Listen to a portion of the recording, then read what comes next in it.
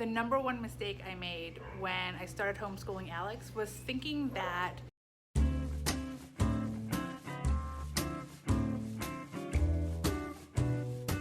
So today we had a homeschool group where we got a music appreciation class.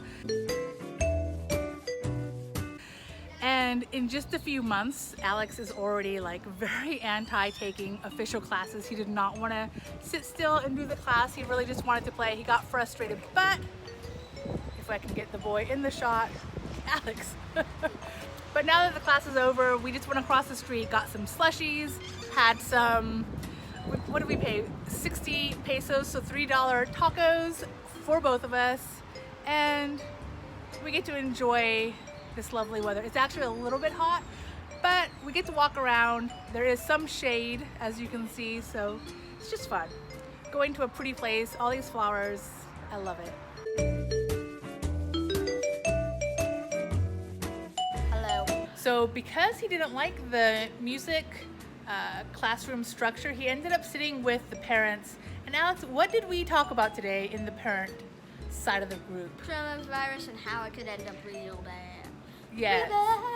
So we, and this is not to worry anybody, but I think it's a good exercise whenever something like this happens, right? To just have I call it a dystopian moment. Like let's just imagine worst case scenarios and what that would look like. So that's what the parents were talking about, because of course it's on our minds, and Alex got to hear part of it. So of course Alex still has more to learn about it, but when my mother would have what we call an adult conversation with other adults, she did not mind if I sat near her and I eavesdropped and I listened, so long as I didn't, I guess, interrupt so that their conversation could continue. And there's so many subjects that I learned about that, you know, it just never occurred to my mother to tell her child about.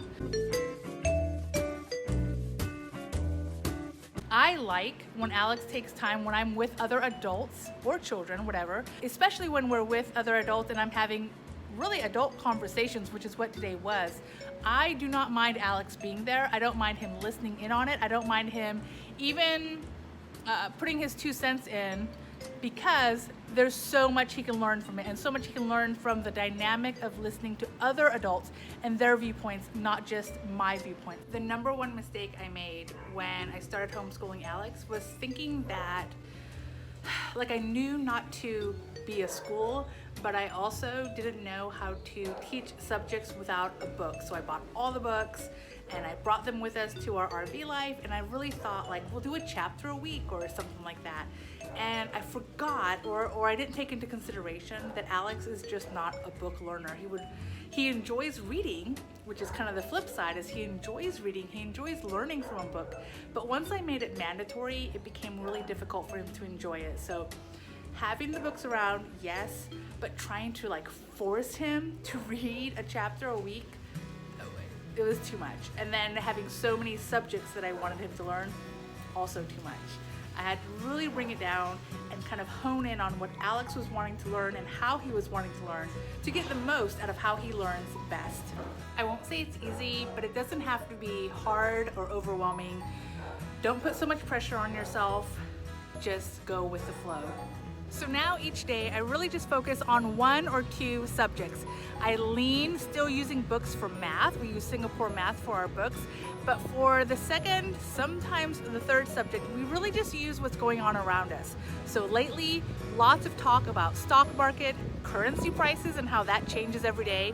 And even though it's not my subject matter expertise, I still like to have that discussion with Alex and plot it. So we've been looking really closely at the currency exchange and trying to guess, as well as research, why it's changing so much with the stock market. Like, how is currency and stocks related? And then of course the coronavirus and what that means. This includes honestly using outside resources because it is not my area of expertise at all. So he sat with the adults, and while we're talking about the coronavirus, he's listening, he's contributing his 2 cents. Obviously his experience on the subject is very low, but nonetheless, I love that he feels comfortable saying what he wants to say with a group of adults and trying to hold his own.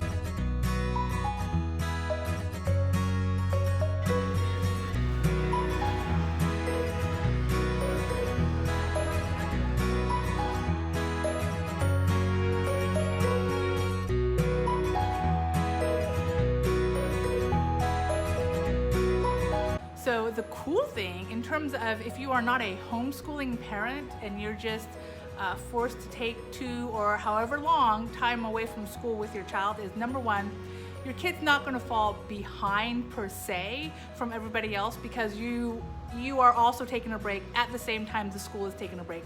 So give yourself some grace and let this be a time for you to just hopefully have honest conversations with your child or children and not stress or overstress so much catching up on schoolwork or keeping up with what you think your child needs to be doing every day. That being said, there's a high chance that your school has some kind of recommendations, whether it's online classes, whether it's virtual classes, whatever the case may be. There are so many ways to learn that we don't need to be too worried, too freaked out about our children being behind.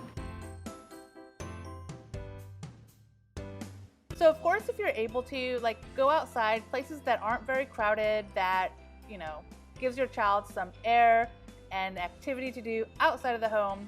But if you are just in an area where you can't do that, or honestly, if the quarantine gets such that even going outside for short moments of time is impossible, #blessed if you have a backyard, you can definitely Google different ways to entertain your kid and to teach your kid at home, fun experiments, crafting, whatnot, and let them climb around the apartment or house.